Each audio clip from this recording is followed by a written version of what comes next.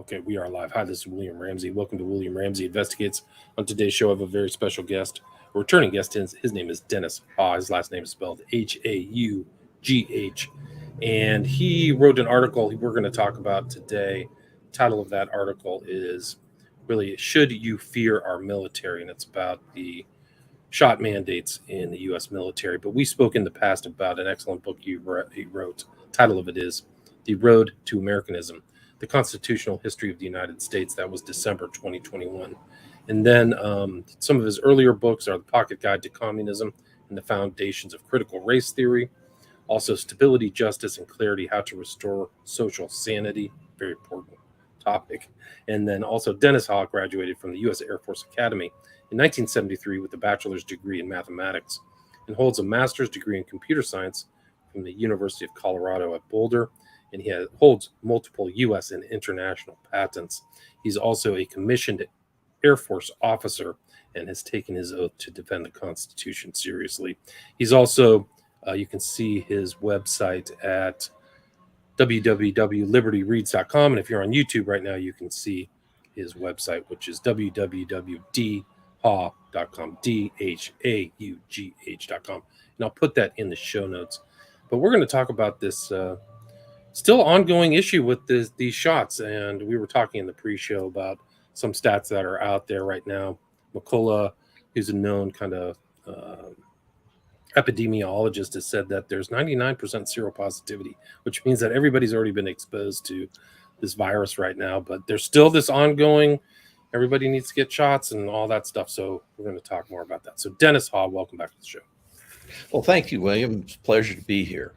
Excellent. So for people who may not have heard our last show, can you kind of talk about kind of your books, the arc of your books? I know you're working on other projects. You're posting a lot on your website, articles, and then kind of lead up to what led you to write this particular article, Should You Fear Our Military? Well, the arc of my books, I got concerned about the state of the country back actually when Barack Obama got elected president. I was hearing things that concerned me from my time in the Air Force, and having been a Cold War warrior, as I was an interrogator on the SERE program. Now, people may have heard that pronounced SERE. It's SERE. Back when I went through it, the E's were reversed from what they are now. And the reason for that is that during Vietnam, we would have down pilots, so it was important to know how to resist interrogation, and that was kind of our emphasis. And when we wound up in the Middle East, we determined that, these jihadis are going to cut off your head, so it was more important not to get caught. So the emphasis on the program shifted, properly so, but nevertheless, the emphasis when I went through, we had a lot to do with interrogation, which really gets into the mind games that go on with communism. And we can talk about Marxism, communism. There's all sorts of strains that we can parse. But nevertheless, we can go back to the root of it as Marx's seminal works back in the 1840s. So at the time that I started being concerned, I thought about it, well, we've got constitutional issues that are going on. So I wrote my first book figuring that we needed to fix government. I finished writing it, realized that we needed to fix society. And that eventually came to the point where in more recent times, I realized, holy smokes, with BLM and the traction that it's gained, we have some serious problems worried about Marxism having embedded itself in society. And obviously where they got started is in the educational system. And then there was a guy named Rudy Dutschke, I think is the way we would pronounce it anyway, is a gentleman who back in the 60s came up with this notion of the long march through the institutions. And we have seen that. And the latest thing is I was never concerned about the American military because I knew those folks. And in the last couple of years, I've realized we've got a whole new generation of leadership in the military, and it's a real concern. Right. And so can you talk about the kind of issues that are taking place right now in the military? Well, I believe you had Dana Lyon on your show a few weeks back, didn't you? Yes, I did, and we talked about her issue in Colorado. Right. Dana's just kind of the latest person who's a victim of this vaccine mandate. She's an Air Force grad like myself. Only Dana was actually an NCAA javelin champion and a track coach out at the academy. And I'm sure if people go back, I'm sure you covered her story. Um, anyway, this is just kind of the latest thing where we first started to see things. And it's funny, just like the educational institutions were the first place that Marxism attacked, we found out that they've really gone big time into the service academies. And the first casualties we saw were 3 female West Point graduates who refused to get the vaccine mandate. And that only goes back like about a year ago or so. I think there was quite a bit of visibility of that even on Fox News. Right. And you mentioned that in your article, and that I think you said that mandates, it was a specific date. Everybody had to take their shot by 8th of November 2021, right? Right. That was the mandate. Right. It's actually a force. That word is a nice little lovey-dovey term, but actually you're being forced to take the shot. And so people can say you have a choice. No, a lot of people don't have a choice. If your livelihood is at stake, you don't have a choice. So a lot of this nomenclature, these terms are like highly manipulative, tested terms that I object to. So it's really That's force. true. It is. It's total force. And initially, when we saw the mandate, we weren't real concerned about it because going all the way back to Valley Forge and George Washington, he saved the Army by having them vaccinated for smallpox. And in that day, of course, there wasn't any FDA. And then when we started to look into it, the General Counsel for STARS had been involved with the anthrax vaccine mandates that were declared unlawful and then lawful and back and forth. But the bottom line is the gist of it was FDA approval was an important step in it being a lawful order.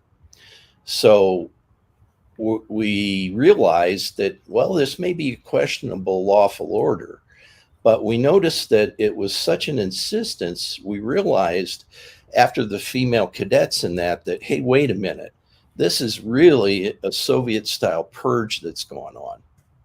And I don't want to oversell what I'm saying here, but it is definitely a separation from people with traditional values, because the people who are going to object to taking this shot have the traditional values. And now I have to say, a lot of these people wanted to just do objections based upon the grounds that, hey, this is really not a good idea. And traditionally, we have our liberties, push back like that. But they were forced into a corner of just doing religious exemptions, which was still legitimate. But then we also found some DOD correspondence where if you pulled back the curtain, you found out that they did a hard stamp on denying these religious exemptions. So it was not a typical American mandate where we could come back and say, well, wait a minute, I need an exception here. They were just hard, cold, throw people out. So we realized what was going on here, and it was a purge. And in particular, what happened, the vaccine, the first people who really objected to this were pilots. Where it first showed up was in the Navy. There was a famous YouTube video that went on of a Navy pilot actually smacking in to an aircraft carrier on landing. And on that, you could say, well, that kind of thing happens. You have accidents. But the internal word coming around, and one of the things that we always felt that the rumor mill within the military was pretty accurate. Well, the rumor mill was telling us that all the pilots now are concerned because this vaccine affects pilots very detrimentally. And you see this with the Southwest airline pilots. We're pushing back. One of the things that I understand is that we could lose up to 700 pilots in the Air Force due to this mandate. Wow. I think that Yeah. the Southwest pilots pushed back successfully. I don't think that they were forced to take the shot, if I remember correctly. Yes, success is not black and white, right? So I believe you're right. In the general case, we could say that they were successful, but still, it's the situation we're in is we have these people who want to force stuff that makes no sense on people who are really detrimentally affected by this, up to the point where it could lead to death. Right. But also, do you think it's intentional that they know that these people, largely religious Christian, uh, that they know that they will reject this forced shot, and that's what they really want, is to get them out. That's the real intent. There are a lot of us who just don't see that there's any other answer from everything that we looked at. We'd like to not believe that, but there's no way that we can draw another conclusion. Right. And if they don't accept, then they're you want the people who say yes sir, sir, yes sir, all the way through, so we can get rid of the people who are the grumblers by forcing this shot on people, right? And then we get rid of them. Now we've got all the people who are going to do exactly what we want, right? That's correct. Yeah. That's correct. And and the thing is that if you have people like that, you get things like, I don't know if your listeners would remember Me Live from Vietnam, but it was a tragic case where really U.S. soldiers behaved criminally and killed a village, basically. And that's what you get if you have just these yes sir types that do no actually checking to see if this is legitimate or if it's actually a very terrible criminal act. So yeah, and that's what it looks like's going on. They don't want people that have a moral compass. They want people that will just do as they're told with no moral compass whatsoever. Right. And then that also, you're getting rid of a certain segment of the military that is helping you prepare. So you're actually degrading the effectiveness of the military branches. Would you agree with that? Very definitely. First of all, you're losing people that are trained, but not only that, from what we've seen, you're actually getting rid of the best people, the people that have the capability of having an independent thought. And if you look at the history of wars are normally won by people who are innovative, and those are the people we're getting rid of. Right. So you're getting rid of kind of innovators, but this is all very important considering a lot of the threats that are now, like we've already had this whole Taiwan situation. So you think that there's probably this the Marxist ideology has something to do with all this. Would you agree with that? Oh, absolutely. And unfortunately, with any arc of history, it depends upon where you draw the starting line for this. Like I just mentioned, the service academies, and that was where it started. Well, if we go back to 2016, there was a West Point grad who graduated. I don't know if you ever saw the pictures, but under his wheel cap, he had a statement that said, "Communism will win." And then he opened up his shirt and he had a T-shirt, Che Guevara T-shirt underneath it.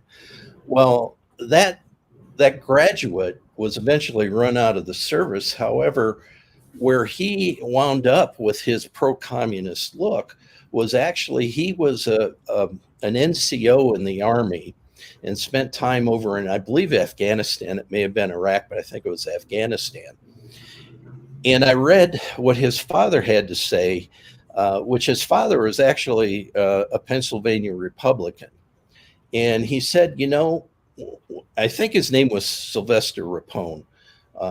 Anyway, when he went into the army, he said you never could find a more patriotic kid. But he said he came back from Afghanistan changed. And the change was that he had been inculcated into a Marxist philosophy. And I have to say that in like 2012, I was working out at Schriever Air Force Base, actually on and off in a skiff. And the guy I sat next to was a retired Army major.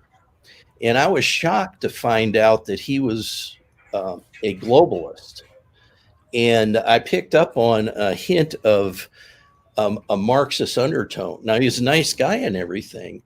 And that's one of the tricky things about this is just because somebody's a Marxist, it's not easy to read that he's not as nice as he appears or she appears on the surface.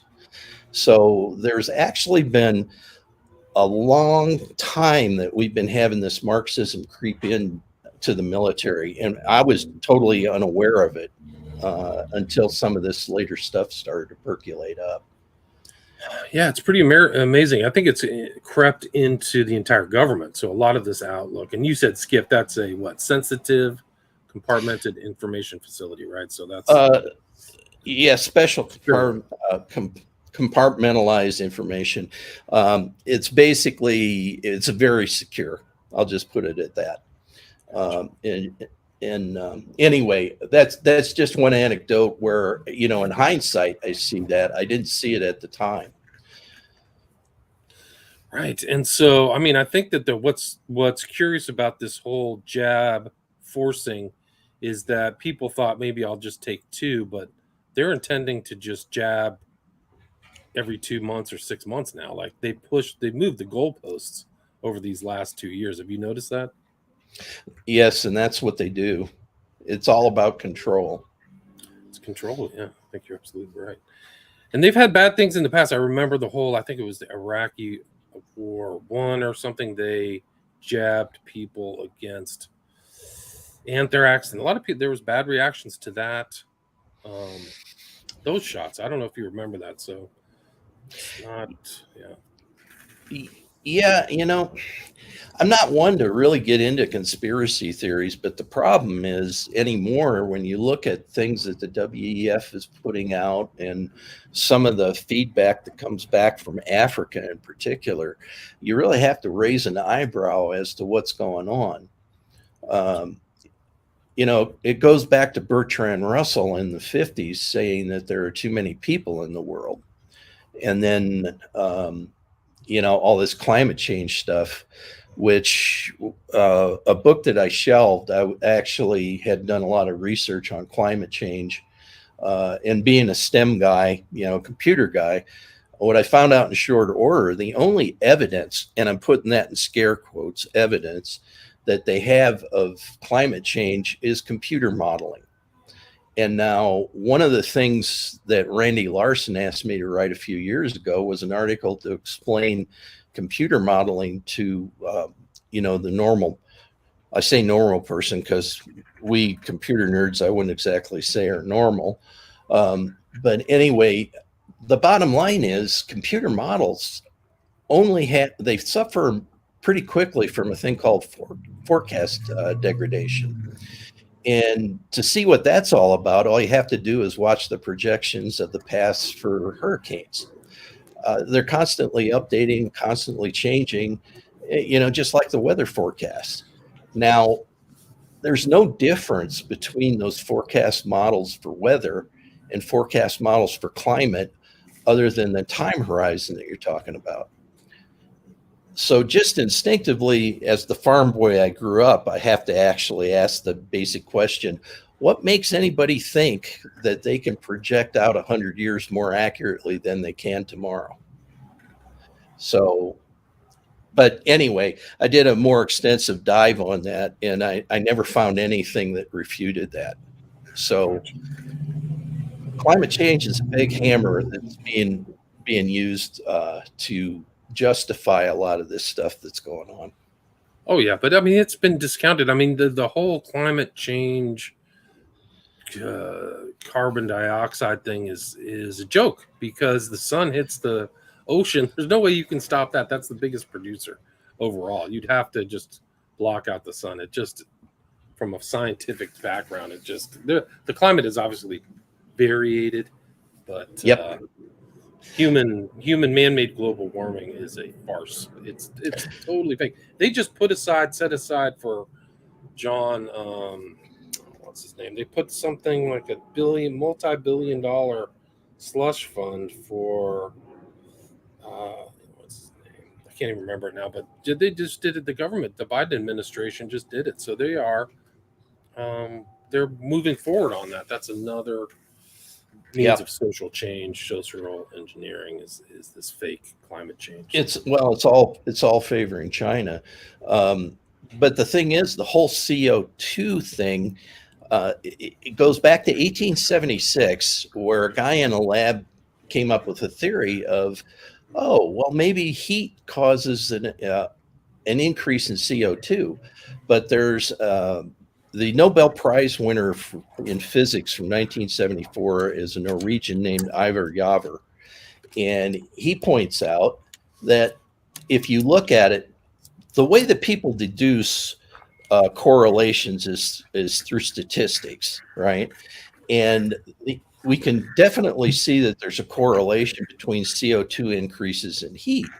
But the problem is nobody's ever determined which is which. And Ivar says that the historic record, and he's looked at a lot of it, is that actually CO2 levels don't cause heat. It's the other way around. It looks like the heat is causing the CO2 levels. So when you look at that, what can you say? It's settled. This is just a huge social engineering from the UN to get the herd to change and break down. And I mean, Al Gore's been totally discredited. That whole inconvenient truth was totally fake. They faked stats. They faked so many things. It's bad. And I don't know if you've been keeping up with what's going on over in Europe with the farmers over there. I have. I've tried to. Yeah, Sri Lanka, Netherlands. The Netherlands farmers have really been standing tall. I haven't caught up with what's going on there recently, but I know that the Italian farmers threw in, and then the Spanish, and then I think the Polish farmers. So it's basically a farmer revolt going on over there. But they don't have a choice. They don't have a choice, but they're using climate change as an excuse to grab all that land and kick off the small farmers. They want to centralize all that stuff. So that's right. It's totally fake. And they're attacking fertilizer. Right. I mean, it's all just this other kind of new. We're kind of like in a non-kinetic warfare phase right now.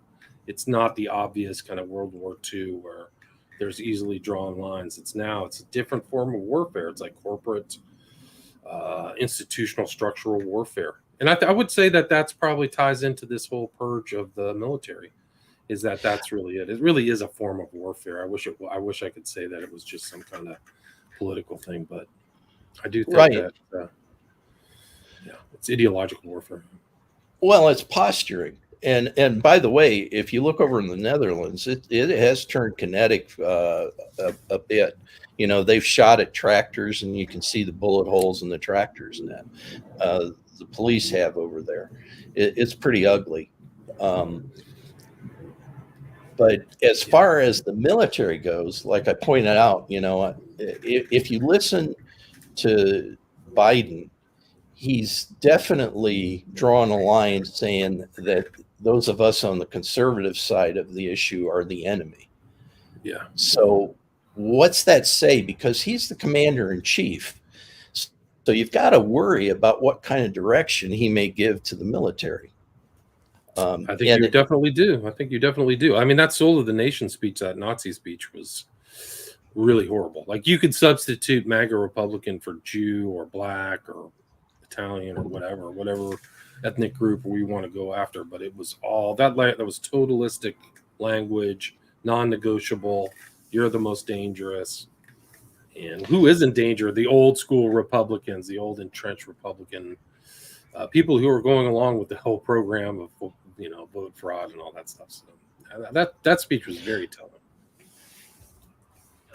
It was, and the thing that's concerning is if you look at what I've written about here, the thing is that there's been a lot of talk about force readiness is being negatively impacted. And what I wanted to do with this article is say, hey, wait a minute. Force readiness, that's if we're concerned about an external threat. And now, obviously, the leadership doesn't seem to be concerned about that external threat. But if you listen to the rhetoric, they're very concerned about the internal threat. So, what are the ramifications of that? And again, I don't want to raise a conspiracy theory here, but I do want to point out that this is a concern. And Thomas Massey was actually brought up in his, I think he was raking Austin over the coals, even turned around to his Republican partners and said, hey, when we take over the House, which I think is a big assumption at this point, but anyway. It is an assumption, yeah, very much. Yeah. You should never count your chickens before they're hatched. They're doing it. I just heard Rand Paul do the same thing. I know. Same thing. It's like you don't have any idea how many new ballots and vote fraud they're going to engage in 2022. Who knows?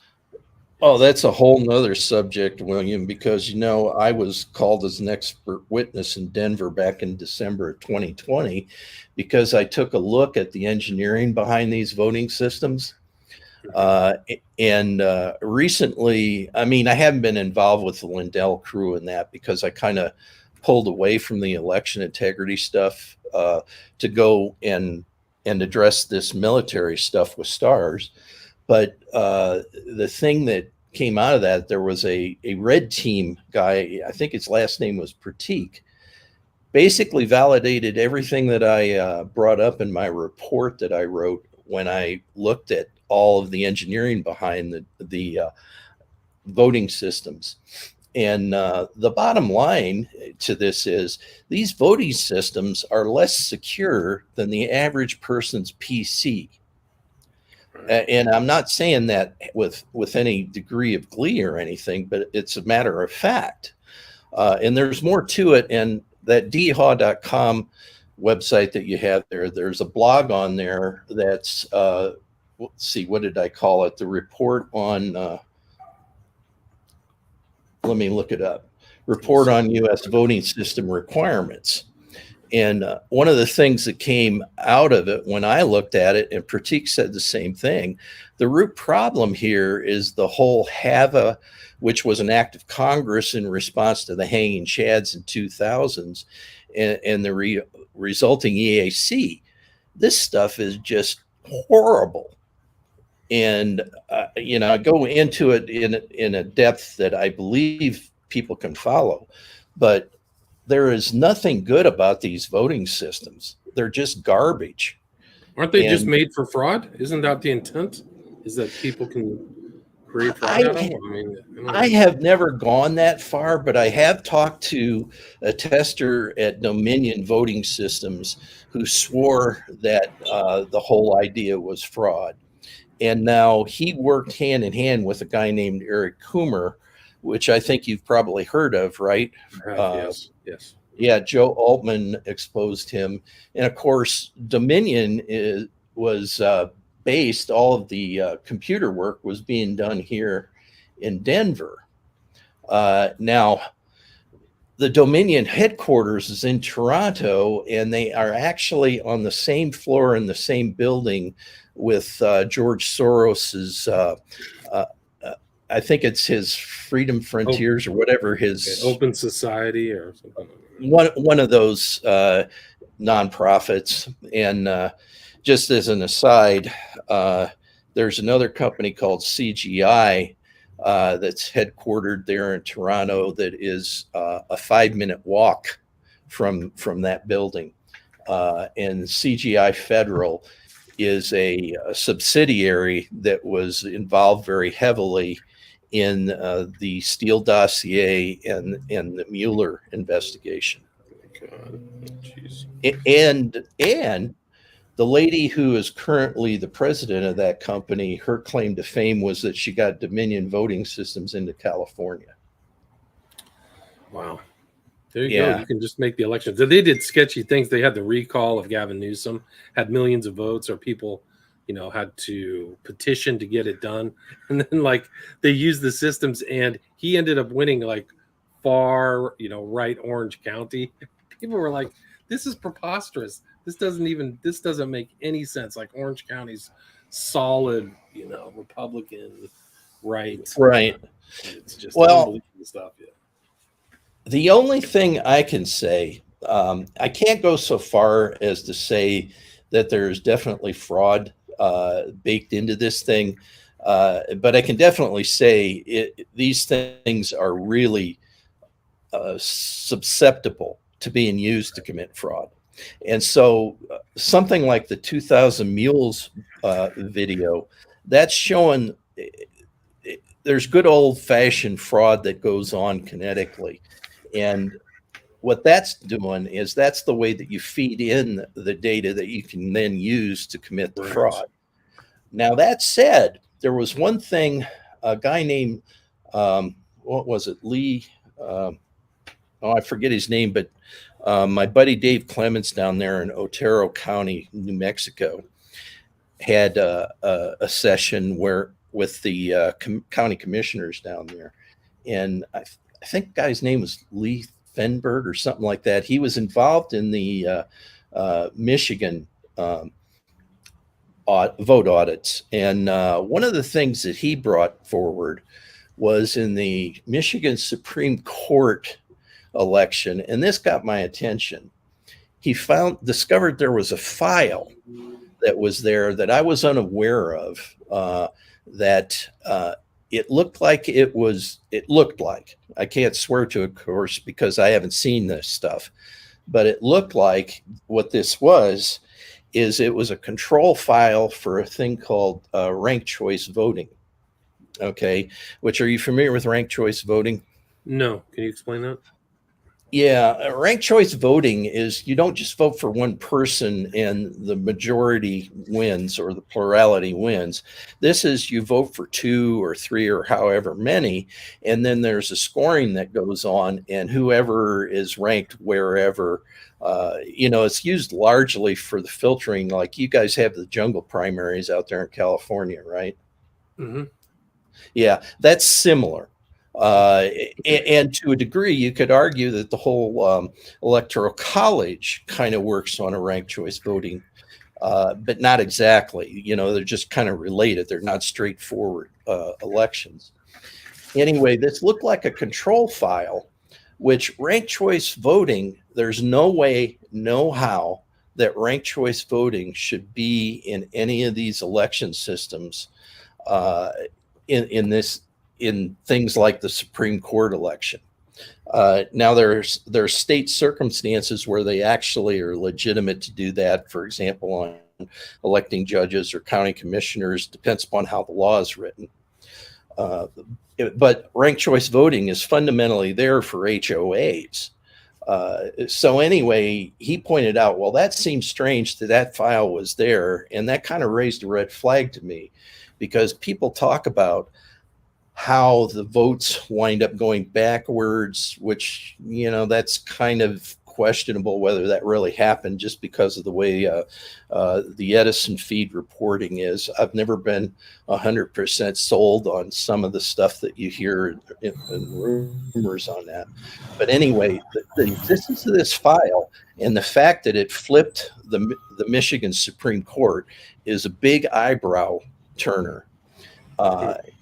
And I personally believe that these things are just usable for fraud by people who understand how they work and know where all the weak points are. So I would never go so far to say that this stuff was written specifically with that in mind. However, I wouldn't put it past people that developed it to put purposeful weak points in it that then could be used later.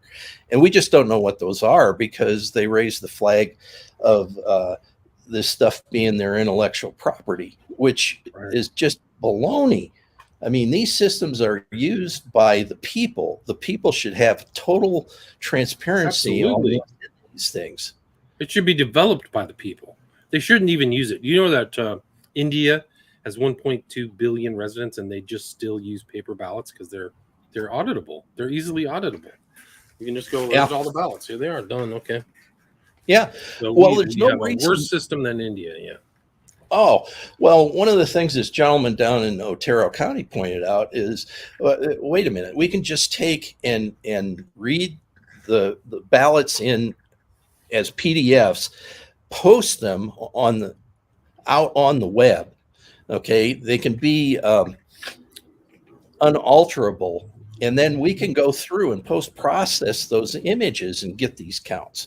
We don't need a system that in real time is doing this determination. As a matter of fact, in my opinion, the biggest problem that we have with election fraud is that we start reporting the current results before the election voting is shut down totally.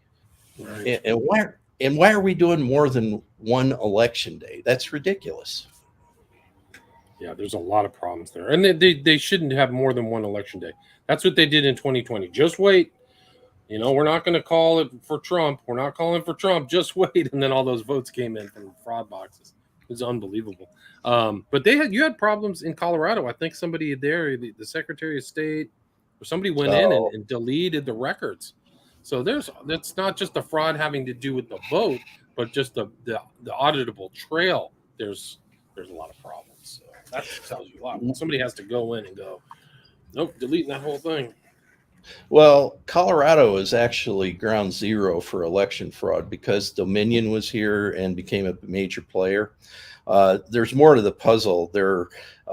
One of the companies that actually was supposed to rubber stamp the software for these EVMs is right up there a few blocks away from Dominion. It's a company called SLI. And I actually think I know a couple of guys that work there from my time at Lockheed Martin. But anyway, yeah, there's a lot of problems. Believe it or not, Dominion was foisted off on the world not by Democrats, but by Republicans. We had two secretaries of state here, Scott Geisler and Wayne Williams. Scott introduced the idea of Dominion, but he didn't shove it down everybody's throat. Wayne Williams, on the other hand, who is currently one of our city councilmen here in Colorado Springs, and people are trying to recall him here, which it's a little late in his term, and he's running for mayor. But this guy has got to be the most corrupt individual I've seen personally. And he's the one who forced Dominion on the state of Colorado. And then other states followed suit. And he rabidly defends that. He's putting out commercials right now with Jenna Griswold, which is our Democratic partisan hack of a Secretary of State currently. And it just makes me want to throw up because it's like two secretaries of state. Anyway, the thing I think you're referring to is Tina Peters, who was the county clerk for Mesa County here. She actually brought an image of the Mesa County election system to Lindell Symposium up there in South Dakota and created a big hubbub. Now, there was a lot of stuff behind the scenes that went on that's kind of iffy, but the bottom line of what came out of that is Griswold, with no constitutional authority, removed Tina as being a county clerk and inserted Wayne Williams to take her place. That happened. Wow. Crazy. That's amazing. Dennis, do you, we're at the 40-minute mark. Do you have time to take a few questions? Sure. Ask away. From Joker asked, I would be interested in hearing your all's thoughts on the new arm of the DoD, Space Force. Do you have any thoughts on that? Well, like anything else, I don't know if anybody, well, probably nobody alive would remember that the whole missile thing was a tug of war between the Army with Rocket City down in Alabama versus the Air Force getting the ICBMs, and the Air Force won out on that. Space Force is a similar kind of tug of war. I'm not sure if the die is cast on that or not. But we definitely need a space force. I can't go into detail, but there definitely is a cause for concern. A lot of the investment that we make in the area of space right now is there's so much space junk up there. We just don't want our satellites hitting them. However, the Chinese are putting up killer satellites in that. Now, if you like using your cell phones and things like that, one of the things you might be concerned about is what would happen if our satellite network got hit. The effects of that are pretty monumental. Right. And another question is from, let's see, Oswald asked, do you have any thoughts about the work of Robert F. Kennedy Jr.? I think he wrote that book about Fauci. R.F. Kennedy Jr. is an honest man, and that's a rarity these days. We seem to, especially somebody who comes from a family with the history that he has, I have nothing but good things to say about him. You know, nobody's ever 100% right, but he's doing his darndest to be right. Did you read his most recent book? I have The Real Anthony Fauci. I have not. It's on my list. Is there anything we're at 40 minutes? I have another interview in about 15. Is there anything you'd like to add or anything I missed, Dennis, before we wrap this up? No, I just invite everybody to go out to libertyreads.com and check out everything that I've got out there for pointers. The books that I've written stand on the shelf right now because the Constitution hopefully will always be with us. And the first two books were very constitutional. The Pocket Guide to Communism, I really hope that people will start to circulate that because it's only a 45-minute read. And I tried to give very important background information that people need to realize. In particular, I wrote that to be read by young people so they get a better handle on what they're actually contending with. Gotcha. So yeah, you've got those different books. You can see the Pocket Guide to Communism, Road to Americanism, Stability, Justice, and Clarity, and then you've got all of these other articles on your site, dhaugh.com.